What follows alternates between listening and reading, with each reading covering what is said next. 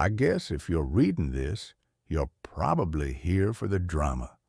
I don't blame you. If I weren't living it, I'd be glued to it too. My name's Matt. I'm 34, live in Ohio, working software engineering, and up until 3 months ago, I thought I was married to the love of my life. Her name's Rachel. We met in college. She was this sharp, funny, ridiculously driven marketing major who could light up a room without even trying. We dated for 4 years, got married at 27, bought a modest house just outside of Cleveland, and spent the next 6 years building a life together. Or so I thought. We didn't have kids yet. We were waiting, though looking back, I think I was the only one who still believed in the future we talked about. It started small. You know how people say it's not the big things that break a relationship, but the subtle shifts? That's exactly what happened. She used to text me cute things during the day. That stopped. She used to ask how my day was when I got home. That stopped too. At first, I thought she was stressed. Her company had just merged with another, and she got promoted. More hours, more pressure, more late nights. But something felt off. One night, I came home late from work. She didn't hear me come in, and I overheard her on the phone. I didn't catch the whole conversation, just a few words. No, he doesn't suspect anything. I stood there in the hallway like someone had sucker punched me in the chest. She noticed me standing there a few seconds later. I'll never forget how fast she switched tones, her fake smile, the way her eyes widened just enough before she said, "Oh, hey, babe, that was just Sarah.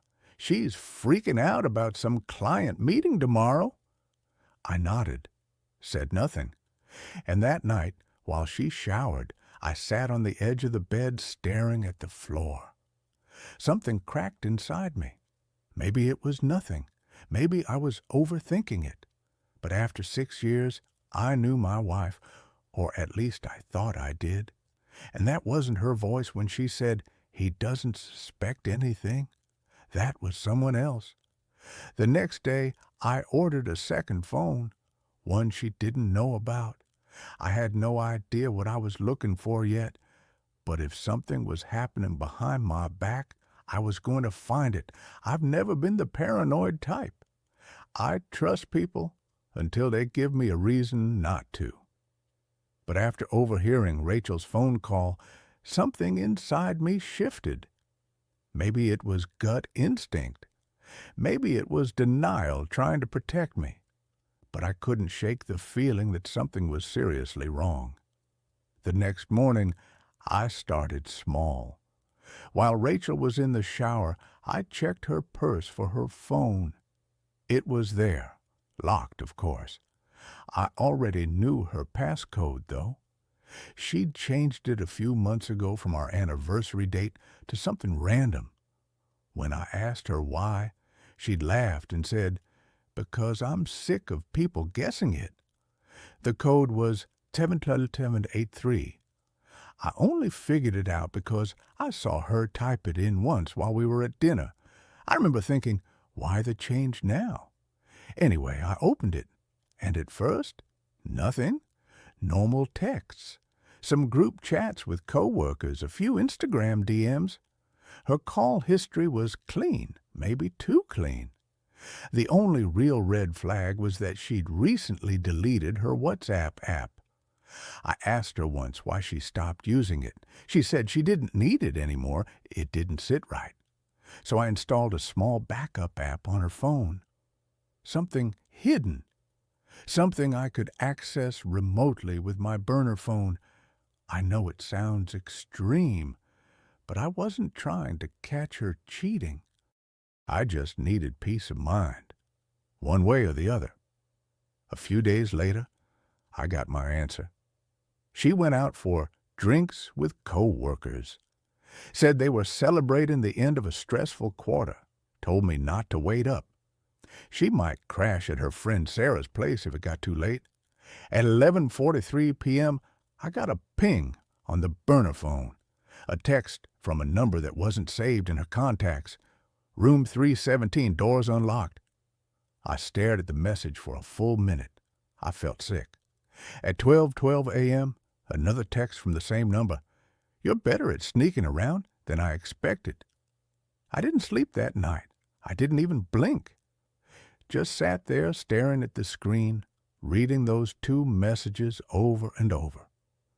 When she came home the next morning at 8:22 a.m., hungover and wearing a different jacket than the one she left in, she smiled like nothing had happened. I kissed her on the forehead, told her I hoped she had fun, and in that moment I knew she wasn't mine anymore. But she didn't know I knew. Not yet. And that gave me power. The only question was, what was I going to do with it? After that night, something in me broke, but not in the way I expected. I wasn't devastated. I wasn't crying on the floor or throwing things like some kind of movie scene. I was quiet, focused, controlled. I knew I couldn't confront Rachel yet, not without undeniable proof. So I did what any betrayed husband with a tech background and a lot of rage would do. I got to work. I ordered 2 hidden cameras. One looked like a smoke detector, the other like a USB charger. I installed them in the living room and bedroom while Rachel was at work. The app synced straight to my burner phone. I also activated the backup feature on her phone, which uploaded screenshots of her texts and call logs to a hidden folder in the cloud. And I waited. The first few days? Nothing. She was working late, but came home before midnight. She'd be all smiles, tell me how stressed she was, how the new boss was a nightmare. She even brought me takeout one night like old times. If I didn't know better, I'd think we were happy. But then came Thursday. Rachel told me she had a client dinner downtown and might be home late. That wasn't strange. What was strange? She wore heels she hadn't touched in 2 years and spent 20 minutes doing her makeup, something she rarely did even for our anniversaries. At 9:47 p.m., the bedroom camera caught her walking in. Not alone. He was tall, muscular, maybe early 40s, short beard, dressed like a guy who thought he was a CEO, even if he wasn't. Rachel kissed him before the door even shut, passionately. Like she hadn't kissed me in a year. They went to our bedroom. They didn't even turn the lights off. I watched it all from my car, sitting in a parking lot 5 miles away. My hands were shaking, but I kept watching. Not because I wanted to, but because I had to. I needed to see it, to believe it, to burn the image into my brain so I'd never second-guess myself again. Then I saw something that made my blood run cold. When the guy turned toward the camera just for a second, I recognized him. Derek, my co-worker, the guy I had drinks with 2 weeks ago, the guy who had been to our house, the guy who gave Rachel a ride once when her car broke down. He wasn't just some random affair. He was someone I knew. That changed everything. This wasn't just betrayal. This was personal, and now it was war. The next day, I went to work like nothing happened. I walked past Derek's desk. He looked up, gave me his usual smug little nod. The same guy who had been in my house, in my bed, just hours earlier. If I'd let myself really feel it, I think I would have snapped his jaw in two right there in the break room. But I didn't, because now I had a new mission. Stay close, play dumb, gather more.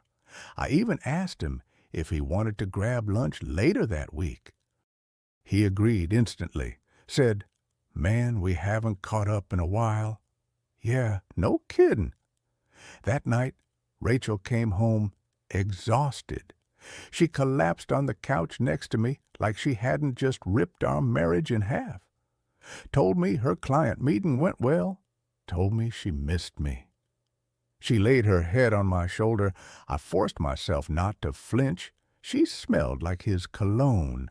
I asked her if she wanted to go out for dinner on Saturday. Just the two of us. She smiled, looked surprised, and said, "Yes." "It's been so long since we did something spontaneous," she said. She had no idea I had already made a reservation. For 3. Saturday came. I dressed well. She wore the red dress I bought her 2 birthdays ago, the one she once said made her feel expensive. I told her she looked beautiful. She blushed. We got to the restaurant. It was quiet, upscale, dimly lit. The kind of place you go when you want to feel like your marriage isn't a lie. We ordered wine, joked a little, even flirted. It was surreal. Then, right as our entrees arrived, I excused myself to the bathroom. Instead, I met Derek at the front door. He looked confused. "Matt?" he asked, glancing around. "I thought this was a guy's night." I smiled. "It is. Come on, I've got the table ready." He followed me in, and I watched the color drain from Rachel's face as she saw him standing there right behind me. Her fork froze midair. "Rachel," I said casually, "look who I ran into." She laughed, actually laughed, that awkward, panicked laugh people do when their world starts crumbling. "Derek, what a coincidence." I sat down across from her. "Isn't it?" The next 45 minutes were a master class in lying. Watching 2 people pretend not to know each other well, while I pretended not to know they were lying. Every word was loaded, every smile was fake, every sip of wine was tension bottled in a glass. I wanted to scream, but I didn't. I watched, I took mental notes, I played the long game, because this wasn't the confrontation, this was the setup. The real fireworks were still coming. After that dinner, I knew I had them both exactly where I wanted. Rachel was rattled. Her confidence cracked that night. I could see it in the way her hand shook slightly while pouring wine, the way she avoided eye contact. Derek, on the other hand, was nervous but stupidly arrogant. He thought I hadn't figured it out, thought I was just another clueless husband. Good. That made it easier to pull the strings. Step 1 was isolation, not physical, emotional. I made sure Rachel felt like I was slipping away, but not in a way that would make her panic. I stopped texting her during the day. No good morning kisses, no checking in. She started asking questions. "Are you okay lately?" "Just tired," I told her. I wanted her guessing. I wanted her unsure. Step 2, bait the snake. I sent Derek a message Monday afternoon. "You were right about Rachel needing a break from routine. She seemed really happy Saturday. You ever get that vibe from her?" I wanted him cocky, loose. His reply came 5 minutes later. "Ha ha ha, yeah man, she's great. You've got a good one." I wanted to throw my phone into traffic, but I smiled. Next, I started leaking cracks into both their lives, subtle ones. I logged into Rachel's work laptop. She often left it at home. She was signed into her company Slack. I copied a few of her recent conversations with a co-worker named Jenna, someone she had complained about in the past. I rewrote one of her messages to look snarky and forwarded it anonymously to Jenna's boss. Office tension? Check. Then Derek. I knew he was gunning for a promotion. I also knew our boss, Alan, was big on integrity. So I created a fake email chain, very convincing, between Derek and a fictional recruiter, suggesting Derek was thinking of leaving the company. I forwarded it to HR, anonymously. 2 days later, Derek got pulled into a private meeting. He looked like hell the next day. Rachel was more distant, too. I think she felt it. The shift, the stress at work, the tension at home, and the growing silence between us. But she didn't suspect I was behind any of it. That was the beauty of it. I didn't have to scream. I didn't have to punch anyone. I didn't need to burn our house down to the ground. I just needed patience and a steady hand to pull the strings. It started with a squeak. I was in the closet grabbing a spare charger from the top shelf when my foot hit something under the bed. I reached down, expecting to find one of Rachel's endless boxes of shoes or maybe a rogue sweater. Instead, I found a leather-bound journal. Old, worn, the kind with a strap around it. It wasn't dusty. Someone had been using it. Rachel had always been a private person. She never kept a physical diary when we were dating, or if she did, she never let it show. But this was recent. I shouldn't have opened it, but of course I did. The first few pages were tame, grocery lists, random thoughts. But by page 10 it got dark and real. There were entries from months ago about me. Matt feels distant again. I don't know if it's just him or if it's me. I feel invisible sometimes, like I'm living with a ghost who used to be my best friend. Some of it stung, because parts of it were true. I had been pulling away. I'd gotten lost in work. I stopped taking her on dates, stopped noticing the little things. That was the part of the story I'd been trying to avoid, my own failure. But then the tone shifted. Saw Derek again today. He smiled at me like I still mattered. I told myself I wouldn't respond. I lied. I miss being wanted. We kissed. It felt wrong. And then it didn't. Matt would be destroyed if he knew, but he doesn't see me, not really. Derek sees me. I stopped reading. My stomach turned. I'd been preparing myself for physical betrayal. But this was worse. This was emotional. She didn't just cheat. She felt something for him. The rest of the entries were messy, spiraling, guilt mixed with lust, doubt mixed with denial. Some days she hated herself. Other days she justified everything. If Matt ever found out, I don't know what I'd do. He'd leave, or worse, he'd stay and hate me in silence. Well, she was half right. I slid the journal back under the bed exactly where I found it, untouched, like it had never been opened, because I wanted her to keep writing. I wanted more truth, unfiltered, raw. Let her bleed onto the page. Let her think the walls were still safe. Meanwhile, I was building mine, brick by brick. After reading that journal, I realized something critical. Rachel wasn't just cheating. She was justifying it. And that scared me more than the act itself. She had rewritten reality in her head. In her version, she was the victim, the ignored, the unseen, the unloved. Derek wasn't a homewrecker. He was her savior. And me? I was just the cold husband blind to her suffering. I needed to break that narrative, and I knew just how. A month earlier, Rachel had floated the idea of couples therapy. Just to check in, she said. It might be good for us. Back then, I brushed it off. Now, I told her I'd been thinking about it and agreed to go. Her eyes lit up. I think that's a great idea, she said. We booked a session with Dr. Helena Carver, middle-aged, no nonsense, the kind of therapist who looked like she'd seen it all and judged none of it. Perfect. The first session was standard. How long have you been together? What brings you in? That sort of thing. Rachel did most of the talking. She painted our marriage in soft grays, not broken, but tired. I nodded along. I played the role. Patient, introspective, regretful. By session 2, I started steering the ship.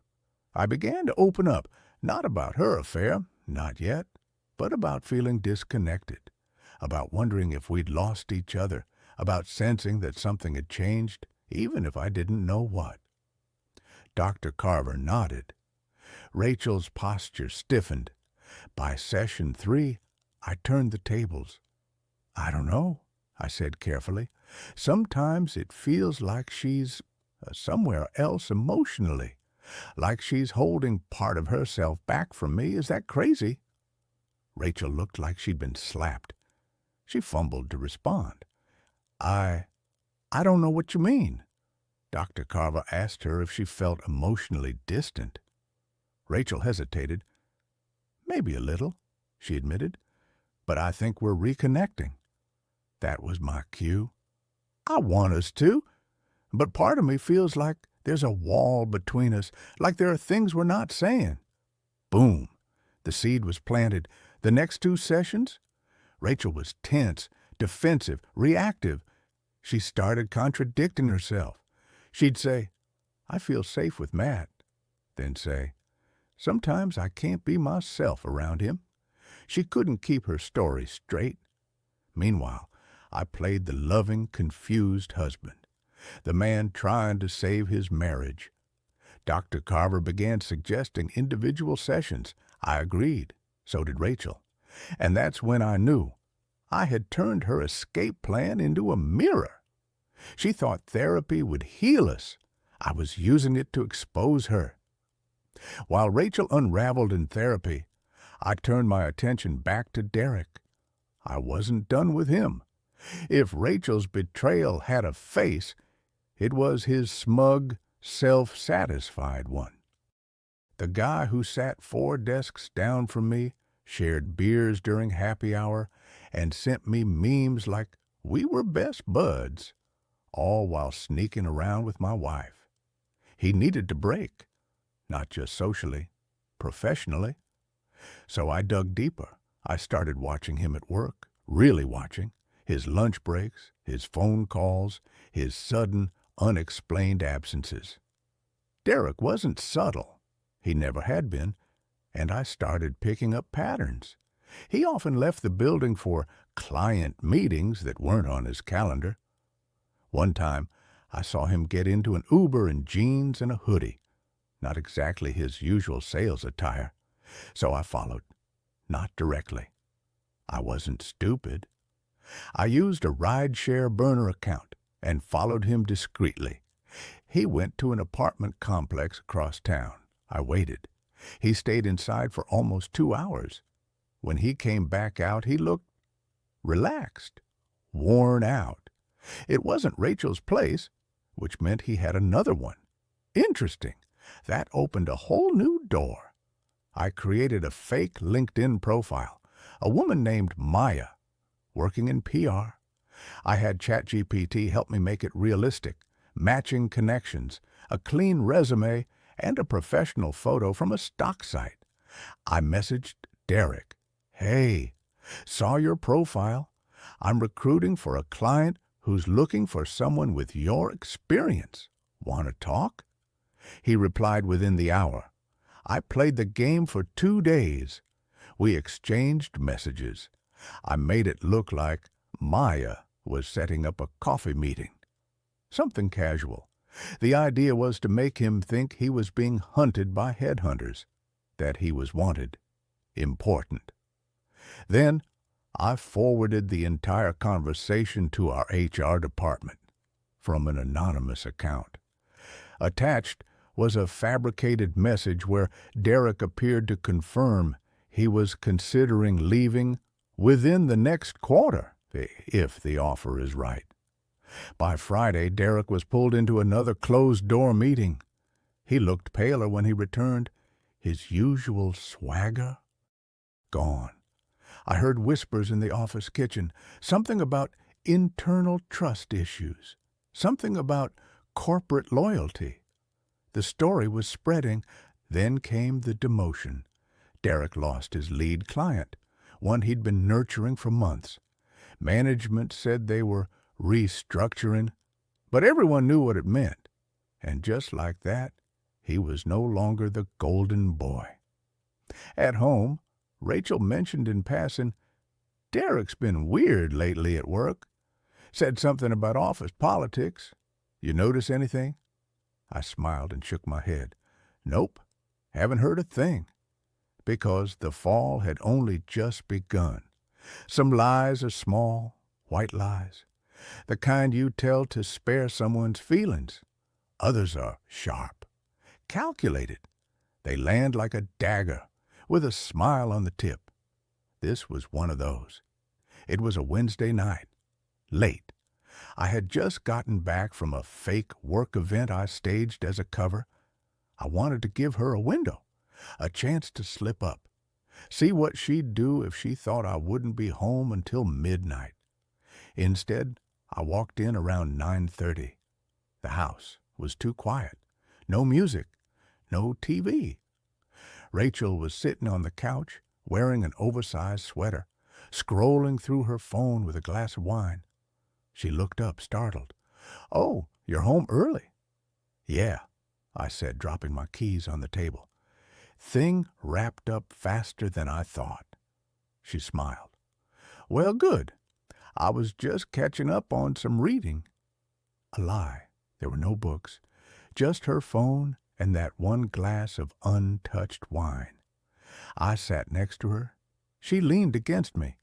Like everything was normal. That's what burned the most. How natural it was for her to lie to my face and then rest her head on my shoulder like we were still us.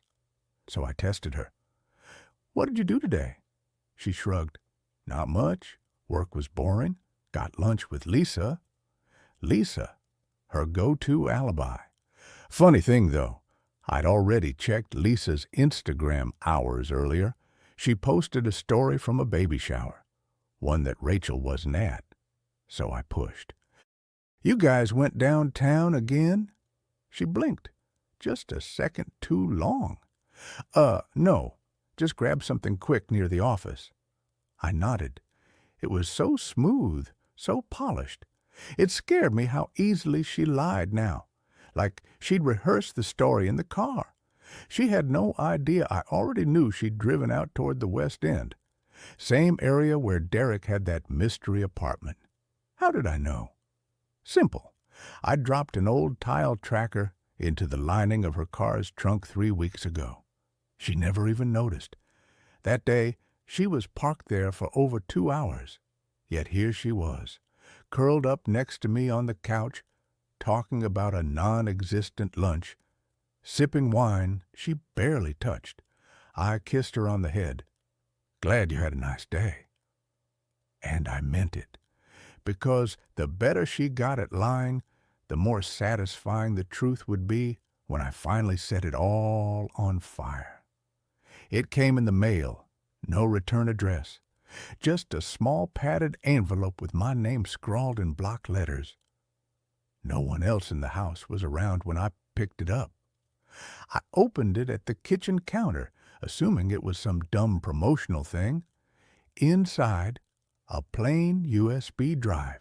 No note, no branding, nothing. I turned it over in my hands like it might explode. For a second, I considered not plugging it in at all, but my curiosity got the better of me. I slipped it into the port of my laptop, air-gapped from Wi-Fi just in case. There was only one folder titled "Know What She's Hiding." My heart dropped. I clicked it open. Inside were 7 video files, all time-stamped, all taken from what looked like a hidden camera, judging by the angle, low and wide. A bedroom, not ours. A different layout, unfamiliar furniture, cheap lighting, a motel. Then I saw her, Rachel, wearing that same rust-red sweater I bought her last Christmas. She was with Derek. They kissed like they'd done it 100 times, moved like they knew every inch of each other, laughed between kisses, whispered things I couldn't hear but didn't need to. My hands went cold. I skipped through the videos. Different days, different clothes, but all was the same. Rachel and Derek. Sometimes rushed and desperate, other times slow, like they were playing house, like they belonged there. The seventh video was the worst, not because of what they did, but what they said. Rachel, sometimes I wish I didn't have to go home. Derek, then don't. Just stay. You know it's only a matter of time. Rachel laughs. You think so? Derek, he's not stupid, but he's too weak to walk. He said it so casually, like I was just some obstacle, some faded man barely clinging to relevance in his wife's life. Rachel didn't defend me. She just smirked. I slammed the laptop shut. It took me a full 10 minutes to realize I was shaking, not from anger, not from heartbreak, from the sheer weight of knowing. Because until now I had suspicion, clues, journal entries, therapy games, hints. Now I had proof, undeniable, visual, audio, something no one could explain away. The big question was, who sent it? There were only 3 people who might have had access to something like that, but I'd need to play it smart. No accusations, no sudden moves. Let them all think I'm still blind, because now I held the nuclear option, and I wasn't going to waste it. I didn't sleep that night. I just sat on the couch in the dark, laptop still open, replaying the files, watching Rachel laugh with Derek, hearing her whisper things I was never meant to hear. But what haunted me most wasn't what I saw. It was the question hanging behind it. Who sent me this? And why now? I made a list. Option 1, Derek's ex. He had mentioned her a few times in the past, bitterly, something about how she couldn't let go. Maybe she was still watching him. Maybe she planted the camera. Maybe she wanted revenge. Option 2, someone at the motel. The room looked cheap, transactional. The kind of place that rents by the hour and keeps secrets for a price. Maybe someone on the inside decided to make a little side money, record the guests, wait until something juicy happened, then sell it. Dark, but not impossible. Option 3, Lisa, Rachel's best friend, her fake alibi more than once. It was a long shot, but part of me always felt like Lisa knew more than she let on. Maybe she finally got tired of covering for her. Still, if she wanted to out Rachel, why anonymously? Whoever it was, they didn't want credit. They wanted me to act. And that terrified me. Because if someone else was pulling strings, it meant I wasn't the only player in this game anymore. Someone else wanted this to explode. But here's the kicker. I wasn't ready to use the USB yet. Not until I knew who put it in my hand. So I ran a little test. At breakfast the next morning, I casually mentioned I'd gotten a weird package. No return address, I said. Kind of creepy. Rachel looked up from her phone. Oh, what was in it? Just junk, I said. Probably some spam thing. She barely reacted. Didn't flinch, didn't press. If she sent it, she was stone cold. Later that day I called Lisa. Hey, I said. Random question. You and Rachel still talk every day? Pretty much, she said. Why? I don't know. She's just been distant. Lisa paused. Yeah, I noticed. Is everything okay? That hesitation, that small pause, it told me more than any camera ever could. She knew, maybe not everything, but something. And then she asked, Matt, can I ask you something? Have you found anything? I froze. I don't know what you mean. I think you do, she said quietly. Just, if anything happens, you didn't hear it from me. She hung up before I could say another word. That was it. Confirmation. Lisa didn't send the USB, but she knew about it. Which means someone else close to Rachel wanted this to burn. And Lisa was fine letting it happen. The circle was tightening. Now it was time to see just how loyal Rachel's friends really were. If you want to know who's loyal, get them all in the same room. Feed them. Pour some wine. Then watch what slips out when the masks crack. I planned the dinner party like it was war. Rachel thought it was spontaneous. "It's been a while since we had everyone over," she said, smiling. "It'll be good to catch up." I nodded. "Yeah, let's make a night of it." We invited Derek, of course, Lisa, another couple from Rachel's work, and one of my co-workers, Tyler, who had no idea what he was walking into. I cooked, opened 2 bottles of wine, lit candles, played soft music in the background. Everything looked perfect on the surface, just another casual get-together between old friends. But underneath, I was baiting traps with every word. I watched Rachel and Derek closely. They barely interacted. Smart. Too smart. Derek spent most of the evening talking with Lisa, but his eyes drifted. Just enough to catch. Just enough to clock. Lisa was quiet, on edge. She kept drinking. Then, about an hour in, after the second glass of red, I brought up travel. "Rachel and I have been thinking about a getaway," I said. "Maybe something out west, just the 2 of us. Reconnect." Everyone nodded, made polite noises, but Lisa stiffened, just slightly. Derek glanced at Rachel. She didn't return it. She just smiled at me and said, "That'd be nice." So I pressed harder. "Actually," I said, "I've been documenting a lot of stuff lately, journaling, recording things, keeping memories. You'd be amazed at what shows up when you go back and really look." Derek choked a little on his drink. Lisa didn't blink, but she clutched her wine glass tighter. Rachel said nothing. The silence hung for a second too long before someone changed the subject. Bless Tyler, obliviously launching into a story about his dog. But the tension never left. After dinner, I offered everyone coffee. While in the kitchen, I deliberately left the USB on the counter, plain as day, half hidden under a napkin. I knew at least one of them would see it. 10 minutes later, I returned. The napkin had been moved slightly. Lisa wouldn't look me in the eye.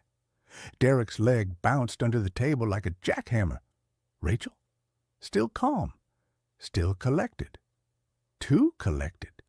When everyone finally left, Rachel said, "That was fun. We should do that more often." "Yeah," I said, "maybe next time with fewer secrets." She laughed. "What's that supposed to mean?" I just smiled, because the trap hadn't sprung yet. But I saw the cracks, saw who flinched, who stayed too quiet, who watched the USB like it might explode. One of them was going to break, and I'd be there to catch every piece. 2 days after the dinner party, I got a text from Lisa. "Can we talk? Just us." I didn't respond right away. Part of me didn't trust her, but the bigger part, the one that wanted answers, couldn't resist. We met at a coffee shop a few blocks from my office, neutral ground. I got there early, chose a corner table facing the entrance. I wanted to watch her walk in, see what her face looked like before she could put on the act. When she arrived, she didn't smile. She looked tired, pale, like someone who hadn't slept well in weeks. We ordered drinks, sat in silence for a minute. Then she leaned in and whispered, "I didn't send you the USB." I nodded. "Okay." But I knew what was on it. That got my attention. "How?" She looked around the cafe. Paranoid. Then lowered her voice again. "I saw it. Derek left his laptop open once when he was staying at my place. We were friends, real friends, before he got mixed up with Rachel. I caught him watching one of the videos. When I asked about it, he panicked. Said it was for leverage, that he didn't trust her anymore. He thought she might try to pin something on him if it all went south. I leaned back. So you knew this was going on the whole time? She winced. Not the whole time. I started to suspect months ago. I thought maybe it was just a fling. Then I realized how deep it was. But I didn't know how to tell you, Matt. I was scared of what it would do. I laughed bitterly. What it would do? To me? I know, I was wrong. She reached into her purse and slid something across the table. A second USB. What's this? It's the backup, she said. Derek keeps it, hidden in a folder inside a fake tax document. I copied it while he was in the shower. It has more footage, text logs, even voice recordings. Some of it is bad. I didn't touch it. Not yet. Lisa looked down at her coffee. I'm sorry I didn't tell you sooner. I should have. I just didn't want to be the one who lit the match. But you did, I said quietly. You just waited until someone else handed me the gasoline. She looked like she wanted to cry, but didn't. Before we parted, she said one more thing. You should know, Derek's starting to get paranoid. He thinks Rachel's using him. He's not as in control as you think. I pocketed the drive and left. That night, I stayed up going through it. It was worse than the first. And it proved something I didn't want to believe. Rachel wasn't just cheating. She was planning something bigger. The second USB was a disaster in digital form. I opened it with gloves on. Not literal ones, but mental ones. I wasn't sure what I'd find, but Lisa's tone had warned me. This wasn't just about infidelity anymore. This was about intention. The first folder held audio files. Most were recorded calls, the kind you only get when someone's phone has been tapped or mirrored. The timestamps were recent, within the last month. I clicked on one randomly. Rachel's voice came through hushed and tense. Rachel, he's still clueless. I don't even think he suspects Derek. Unknown voice. Maybe Derek. You're sure? Rachel, positive. I can play the victim if I need to. He always folds when I cry. I sat back in my chair, jaw tight. Another file. This one video. Grainy. Taken from a webcam angle. Rachel alone in a car parked, looking directly at her phone. Rachel, if this goes through and the divorce settles clean, I'll get the house, the accounts, and he won't fight me. He's too proud. Won't want the world to see what happened. It hit me like a gut punch. This wasn't just cheating. This was strategy. She was building an exit ramp and wanted to make sure it was lined with gold. And worse, she was gambling on me not doing anything. On me swallowing the humiliation just to keep the peace. There were screenshots, too. Photos of our bank account statements, insurance documents, even a copy of my will. She had gone through my personal files, things I never shared. She was mapping out the escape, not as a panic move, but as a cold, calculated plan. And Derek? He was just the blunt instrument. The guy dumb enough to think love was real, when in reality Rachel was orchestrating the whole thing. There was one file labeled Plan B if he fights back. I clicked it with a shaking hand. It was a list. Emotional instability, history of anger, therapy notes, drinking, social events, suggestive texts from female coworker, manipulate friends for character statements, fake bruises if necessary. I stared at that last line until my eyes blurred. She was willing to lie about abuse if it meant winning everything. That was when something inside me shifted. I'd spent weeks trying to understand, to feel the betrayal, to mourn the version of Rachel I thought I knew. But now I was done grieving. This wasn't heartbreak anymore. This was war. The thing about being underestimated is that it gives you time to sharpen the knife. Rachel thought I'd lie down and let her walk all over me. She thought I'd be too ashamed, too broken to fight back, that I'd fold like I always did when she cried. Not this time. The second USB didn't just give me pain, it gave me leverage. I didn't go to the cops. Not yet. I needed more than suspicion and bitterness. I needed to be smart, methodical. If she wanted to play dirty, I'd learn to swim in the mud. First, I met with a divorce attorney, quietly. A woman named Annette, who'd handled cases like this before, ones full of deceit, narcissism, hidden assets. When I handed her the USBs, she didn't flinch. She just said, "Good, we're going to burn her clean." Second, I opened a new bank account, moved half my liquid savings without a trace. I made sure my direct deposit from work shifted too. Rachel wouldn't notice. She rarely looked at the statements unless it suited her. Third, I installed security cameras in the house, quiet ones, not for revenge, for protection. If Rachel wanted to manufacture bruises or claim I was unstable, I'd have receipts. I also stopped talking, completely. No more accusations. No more cold shoulders. I smiled when I had to. I played the part. Rachel didn't suspect a thing, but Lisa did. She texted one night, "You're planning something. Just be careful." I didn't respond. She had done enough. Now it was my move. A few nights later, Rachel left for a girls' night. I waited 10 minutes, then got in my car. I followed her. She didn't go to Lisa's. She drove across town to a familiar address, Derek's. I parked 2 houses down and watched through binoculars as she let herself in. She didn't even check if she was followed. She was too comfortable, too arrogant. I took pictures, time-stamped. Then I drove to a nearby diner and waited. 2 hours later, she texted me, "Babe, I'm staying at Lisa's tonight.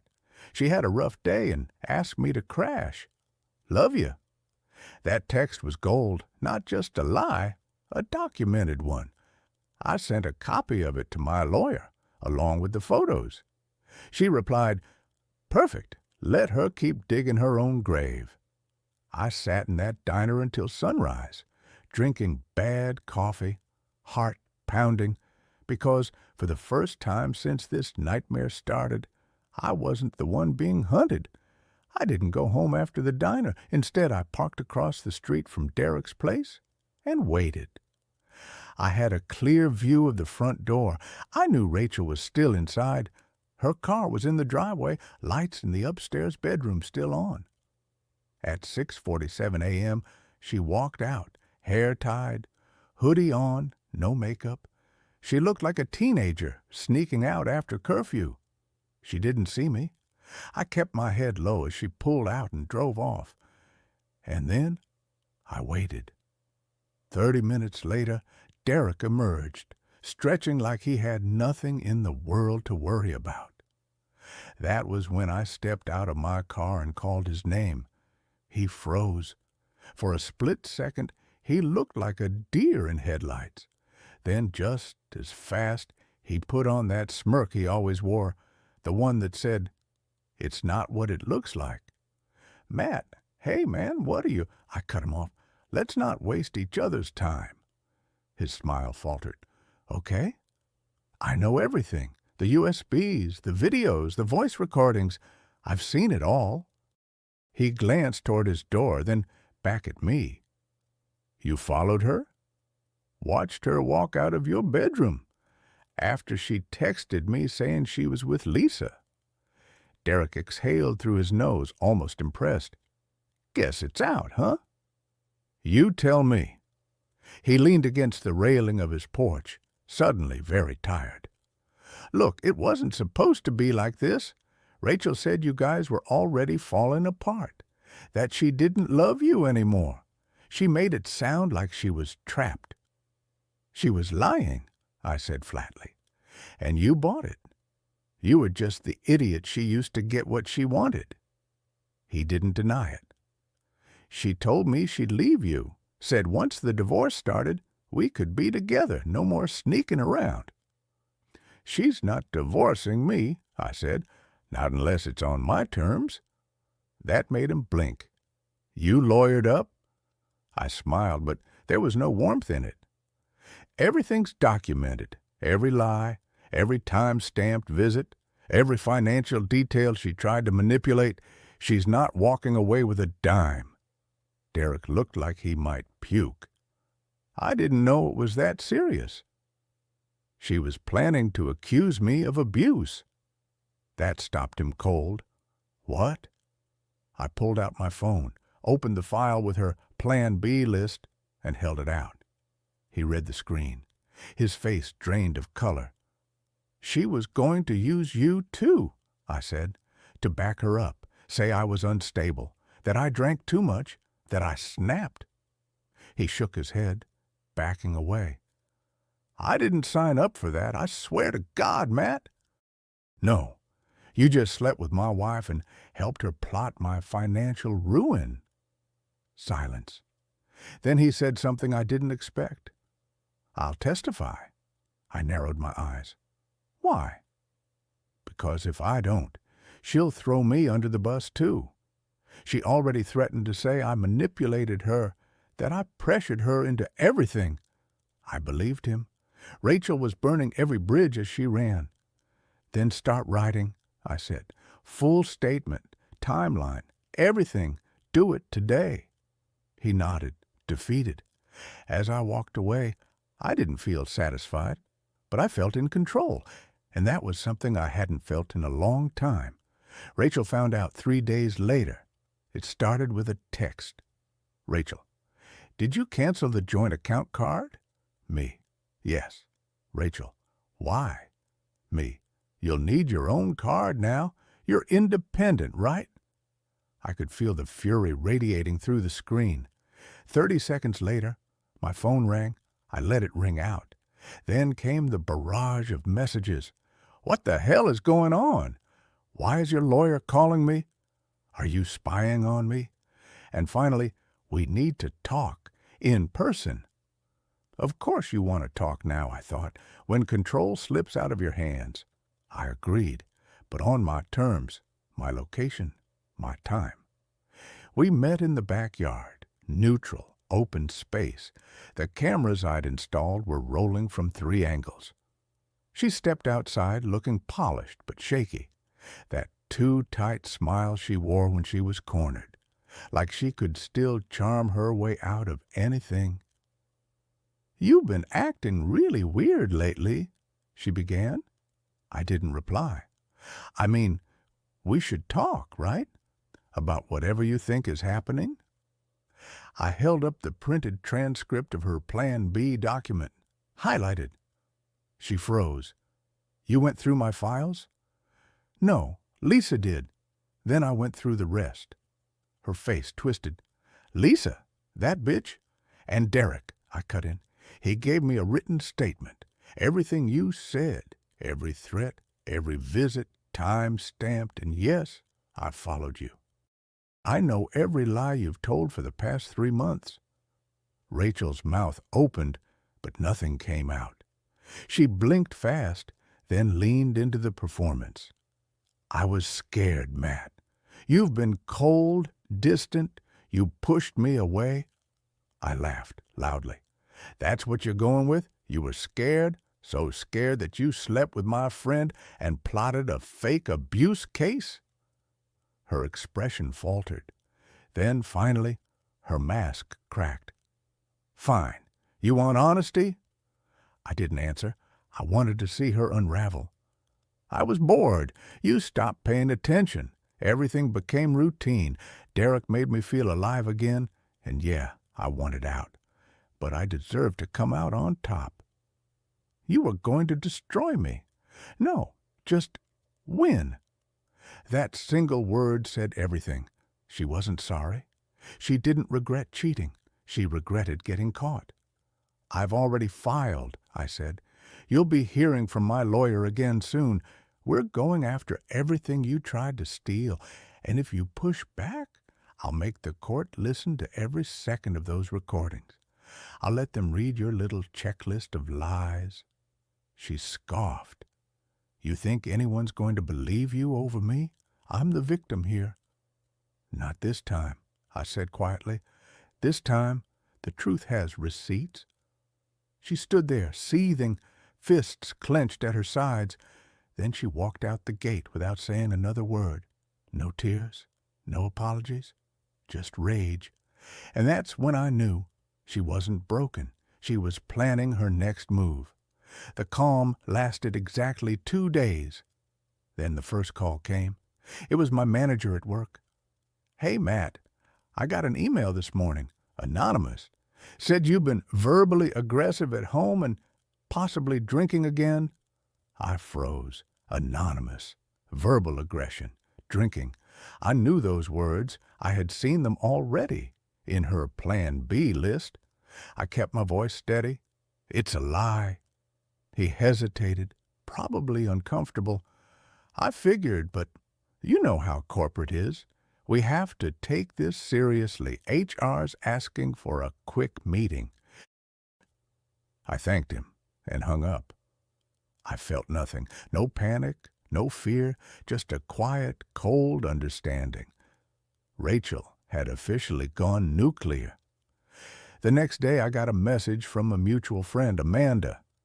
"Hey, sorry to ask, but is it true you screamed at Rachel in front of neighbors?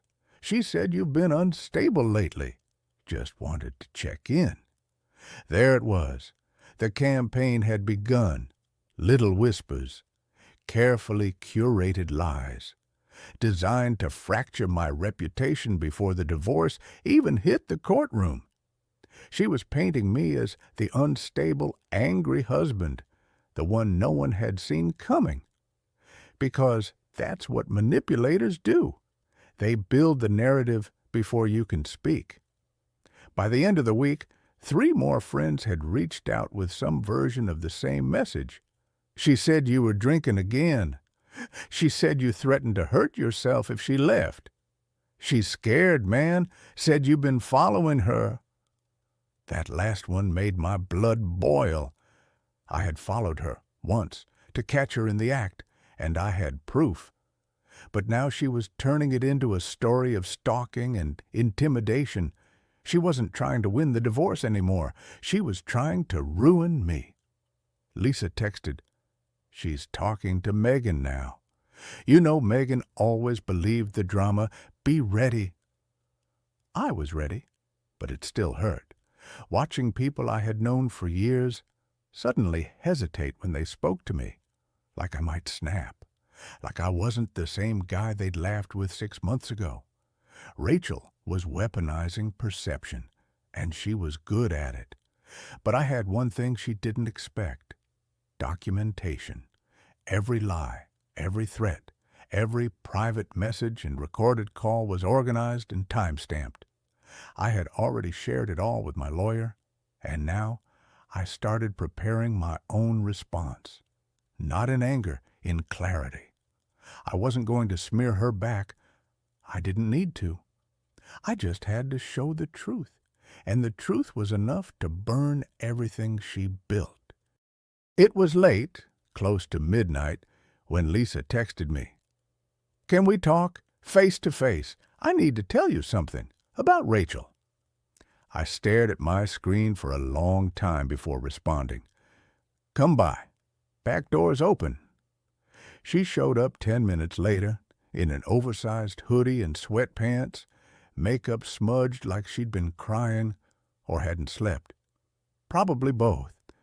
We sat in the kitchen just like old times, except nothing about this was old or comforting. She didn't waste time. "I lied to you," she said, looking down at her hands. "Not about the cheating, but about how long it had been going on." I felt my chest tighten. "Go on." Lisa swallowed. "It didn't start a few months ago like I told you. They've been at it for nearly a year." The air left my lungs. "A year?" I repeated. She nodded. Derek told me it started as a mistake after Rachel's birthday. She was drunk. He was drunk. But after that, they kept finding excuses, coffee, errands, helping each other through stuff. It became regular, weekly, sometimes more. My jaw clenched. Why didn't you tell me? Lisa looked at me then, eyes rimmed with red. Because I was scared you'd lose it, and because I didn't want to admit that I knew for so long and did nothing. That part hurt worse than I expected. I trusted you, I said quietly. She nodded. I know, and I'll live with that. There was a silence between us, thick, awkward. Then she said something that froze me. She tried to get me on her side, too. Said if I ever needed leverage on a guy, she could show me how to play it. Even told me to fake bruises once, just to see if it worked. My stomach turned. She said that? Lisa nodded again, faster this time. It was like a game to her. Who could control the story? Who could come out clean? She said she wanted to win the breakup before it even started. Her words, like it was a sport. The pieces kept sliding into place, every cold moment, every twisted manipulation. But Lisa wasn't done. She's planning to claim emotional distress in court. Said you're obsessive, that you can't handle rejection. I think she's going to try to push for full asset control and even alimony. I laughed bitterly. Good luck. I have everything. Lisa placed something on the table, a USB drive. What's that? I asked. A recording, she said. From my apartment, last week. She didn't know I had a mic in the lamp. She admitted she was setting you up and said she hoped you'd snap so she could use it in court. I stared at the drive. A part of me didn't want to hear it. Another part knew it could be the final nail in her coffin. Why are you helping me now? I asked. Lisa wiped at her face. Because I've done a lot of crappy things. But I'm not going to let her destroy you, not when she's the monster in this story. 2 days after Lisa handed me the USB, I got served. A process server showed up at my office with a manila envelope and a flat expression. Matt Reynolds? He asked. I nodded. You've been served. I knew it was coming. Still, seeing my name on that legal document, defendant, made it feel real in a way that nothing else had. Rachel wasn't bluffing anymore. Her lawyer had filed for divorce with cause, citing emotional distress, coercive behavior, and a hostile domestic environment. She was also requesting full ownership of our house, spousal support for 5 years, sealed proceedings due to sensitive personal trauma. My lawyer, Annette, reviewed the papers calmly while I paced in her office. This isn't about winning, she said. It's about theater. She's trying to get a judge on her side emotionally before the facts hit the table. I slammed my palm on the desk. She's turning me into the villain. Annette raised an eyebrow. Then let's show them the villain doesn't exist. We spent the next 2 hours assembling the timeline. Texts, screenshots, Derek's statement, Lisa's files, and now the audio recording from the lamp. Lisa had emailed it to me the same night she visited. Annette had already listened to it twice. Your wife, she said slowly, may have just buried herself. In the audio, Rachel is laughing. You can clearly hear her voice say, I just need him to snap once, cry, yell, something. Then it's game over. I'll be the poor wife who tried everything, and I'll walk away with the house, half his savings, and my dignity. She giggles. Lisa stays quiet in the clip.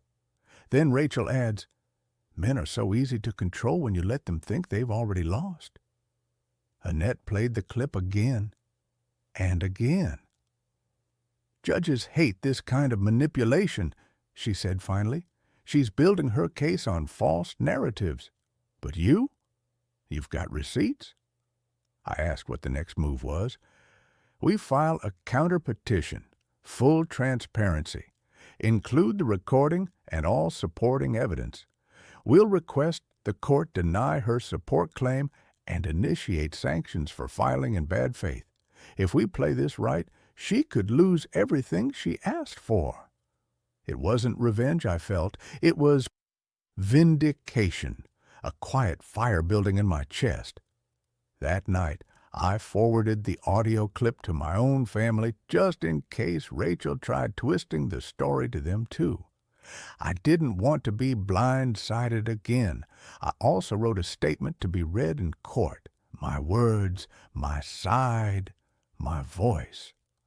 I wasn't going to let her drown me in whispers anymore. Let the world see what she tried to hide behind pretty lies and fake tears. This time, the truth was louder. We had our first court appearance on a Thursday. The sky was gray like it was holding its breath. I wore a dark suit, conservative, clean. Rachel walked in 10 minutes late, draped in soft beige minimal makeup, her hair perfectly styled, the look of a wounded woman trying to stay strong. Right on brand. Her lawyer, Davis, was a polished snake. Too charming, too rehearsed. The kind of guy who could sell sympathy to a stone. He opened with everything I expected. Claims of emotional cruelty, patterns of control, fear for her mental well-being. Rachel didn't cry, but her face stayed somber, eyes lowered, hands trembling slightly as she dabbed her cheek every few minutes with a tissue that stayed suspiciously dry. Annette leaned over and whispered, "This is theater. Don't react. Judges remember faces, not outbursts." So I kept my face blank. Until Davis dropped the line I knew he would. "My client has reason to believe Mr. Reynolds may have exhibited volatile behavior during the latter half of their marriage, including potential verbal abuse, intimidation, and—" Annette stood up like a sword had been drawn. "Your Honor, we intend to introduce evidence that categorically refutes these claims, including a recorded admission by Mrs. Reynolds herself that her accusations are fabricated and premeditated." The judge raised an eyebrow. "You have such a recording?" "We do. The audio file is time-stamped, clear, and admissible under California law, as both parties were aware they were in a private residence." The room shifted. Davis looked surprised, not shocked, which told me something Rachel hadn't told him. She looked at him quickly, a flash of panic. Her mouth twitched, but she recovered fast. "Your Honor," Davis tried, "we would like time to review any submitted recordings before they are entered into the record." "You'll have time," the judge said, cool and firm. "But if what opposing counsel claims is accurate, it changes the posture of this entire case." Then came the moment I wasn't ready for. The judge turned to Rachel. "Mrs. Reynolds, did you make any statements acknowledging plans to influence or manipulate the court's perception of your husband?" Rachel hesitated, for a beat too long. "My client isn't prepared to answer that without context," Davis interrupted quickly. But it was too late. The judge had seen it, that flash of fear, that hesitation. That was real, and judges do remember faces. We were excused shortly after, with another date scheduled for formal discovery. Outside the courtroom, I walked past Rachel without a word. She hissed, just loud enough for me to hear, "You think this is over? You think some recording changes who people believe?" I stopped, looked her dead in the eye. "No," I said, "the truth does." She blinked like I'd slapped her, and for the first time since this nightmare began, I saw something behind her eyes that I hadn't seen before. doubt. A week after the first hearing, Rachel made her first real mistake. She showed up at Lisa's apartment, unannounced, angry, desperate. Lisa called me immediately after it happened, her voice still shaking. She was banging on my door, screaming, saying I betrayed her, said I was siding with an abuser. I clenched my jaw. Lisa continued, I recorded it, the whole thing. She didn't know. You need to hear it. She sent me the file. Rachel's voice was sharp, frantic, not the carefully composed victim act she'd been putting on in court, not the fragile woman with tear-stained cheeks. This was rage, pure, unfiltered rage. You think they'll believe you over me? I'll make sure you go down with him. You think that stupid audio clip changes anything? I can flip this narrative whenever I want. Pause. You think he's clean? He's not. I can say he hit me. No one can prove otherwise. Lisa had kept her cool in the recording. You're threatening to fabricate abuse again. I'm protecting myself, Rachel snapped. People believe the one who cries louder, always have. There it was. Clear, repeated, intentional. Lisa took the recording straight to my lawyer, who filed it under supplemental evidence of coercion and defamation. This wasn't just about a divorce anymore. It was becoming a war of credibility, and Rachel was running out of masks to wear. Then the best thing happened. Rachel's own lawyer, Davis, quit. He filed a motion to withdraw as counsel, citing irreconcilable differences with the client's conduct and communication. Translation: he heard the tapes. Annette smirked when she read the filing. We broke the damn machine. Without Davis, Rachel scrambled. She tried to delay the proceedings, filed a motion claiming mental duress. The judge denied it. Her second lawyer didn't last a week. The third? He asked for a continuance before even filing paperwork. The walls were closing in, and fast. Meanwhile, people started talking. Mutual friends, even the flaky ones who once doubted me, began reaching out. I saw what she said to Lisa. That's not okay. I didn't know she was capable of that. Man, I'm sorry. I believed her at first. That part didn't feel like victory. It just felt like relief.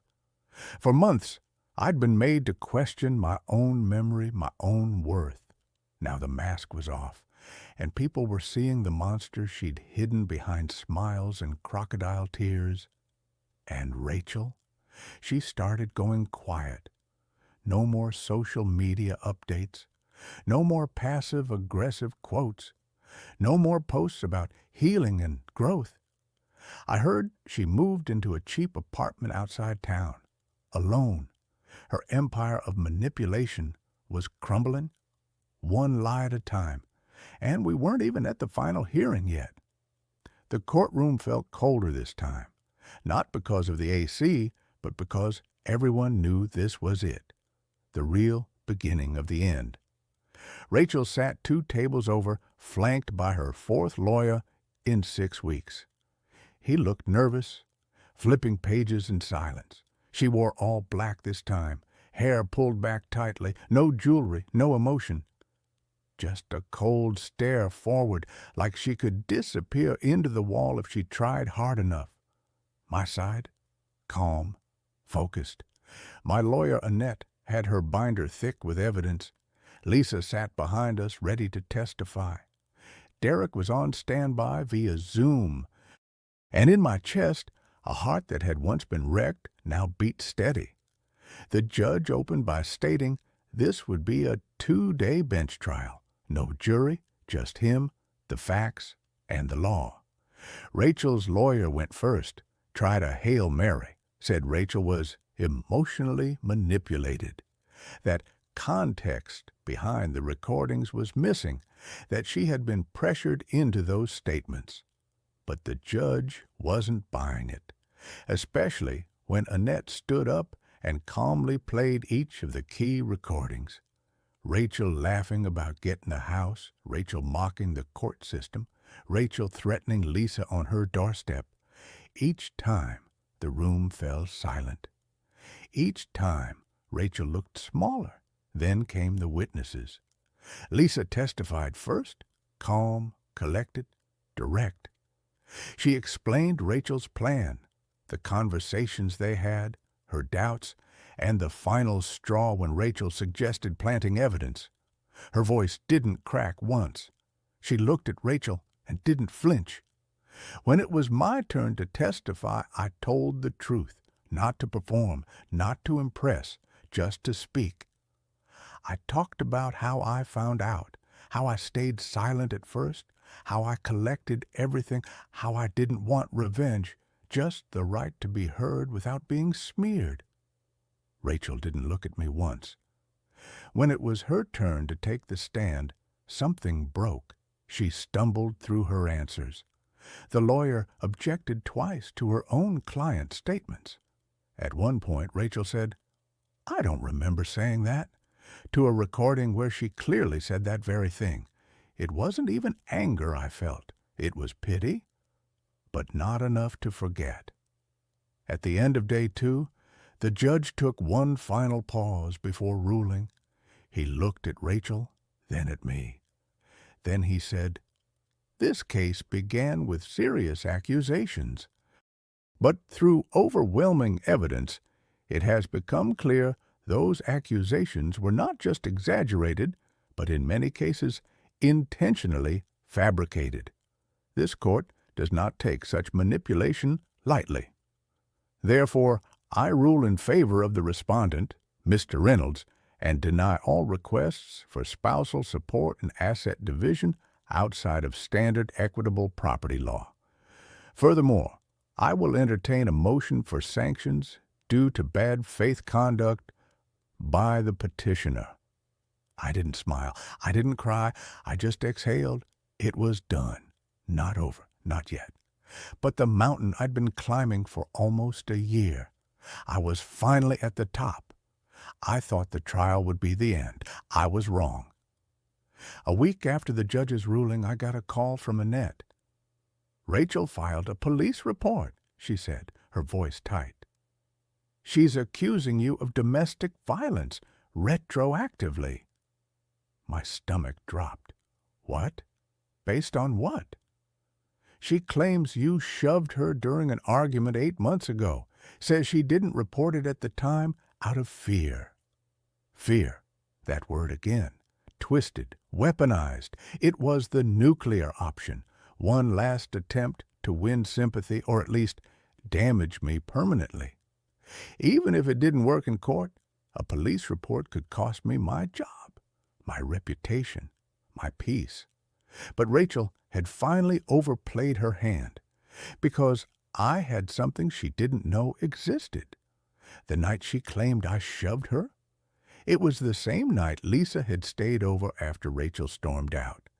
We'd watched Netflix, ordered Thai food, and Lisa had taken a selfie of us in my living room, time-stamped, geotagged. Rachel wasn't even in the house that night. Annette forwarded the selfie, the metadata, and a statement from Lisa directly to the officer handling the case. I sent my own statement, along with texts from Rachel that proved she had spent that night at a friend's place complaining about needing space. 2 days later, the case was closed without charges, but the damage had already been done. To her. Because this time, the report backfired. Police flagged it as a potentially malicious false report. That triggered a court review, and because Rachel was still under scrutiny for the divorce sanctions, her legal troubles just deepened. Annette called me again. She could be fined or worse, but I didn't feel triumphant. I felt empty, not in a broken way, just done. Rachel had scorched the earth behind her, lied, cheated, manipulated, and now there was nothing left for her to burn. No house, no friends, no truth. The final court date was scheduled 2 weeks later. Just signatures. Final asset division, closure. She didn't show up in person, sent a paralegal instead. Didn't even sign the last page herself. Her lawyer had power of attorney by then. She'd stopped fighting. I stepped outside the courthouse into the July sun. Warm, clean. Lisa had texted me. "Did you win?" I stared at the message for a long time before replying. I didn't lose. Because maybe that's what survival looks like. Not a victory lap, not fireworks, just the silence that follows after the storm finally stops. 3 months passed. 3 months since I walked out of that courthouse. 3 months since the weight I'd carried for nearly a year finally slid off my shoulders. I still woke up early most mornings. Habit, I guess. Years of walking on emotional eggshells had trained my body to anticipate chaos, but the silence that used to feel suffocating now felt peaceful, almost sacred. Rachel? I heard she moved again. Rumor was she tried to reinvent herself in another city. A fresh start, a new name online, probably telling a new version of our story to people who didn't know better. Maybe in that version, she's the heartbroken wife, the survivor. Let her have it. I don't need to chase lies anymore. One day, I found the old photo album Rachel had made during our 2nd year of marriage. The one with handwritten notes, movie tickets, and cheesy quotes like, "Forever starts here." I stared at it for a long time, half tempted to toss it. But I didn't. I put it back on the shelf. Not as a monument to the pain, but as proof that I lived through it, that it happened, that I was there, and I came out the other side. Lisa and I still talk. We're not dating, never crossed that line. But she's still around, still supportive. We grab coffee sometimes, talk about nothing important. She told me once, "You never really see someone until you watch what they do after losing everything." I asked her who she was talking about. She smiled. "Both of you." There's something healing about hearing that. I started going to the gym again, reconnected with my brother, finally fixed the leaky sink in the guest bathroom. Normal things, small things, but they feel like victories. For a long time, I thought closure would come from seeing Rachel punished or humiliated or finally admitting everything she did. But now I know real closure is when you stop needing anything from the person who hurt you. Not an apology, not revenge, not even acknowledgement, just distance and the space to breathe again. One morning, I stood on my back porch with a cup of coffee. It was early, the sky just starting to lighten, the world still quiet. And for the first time in over a year, I realized something simple and powerful. I wasn't waiting for anything anymore. No court dates, no surprises, no more pretending. I had my name. I had my peace. I had my life back. And honestly, that was enough. The end.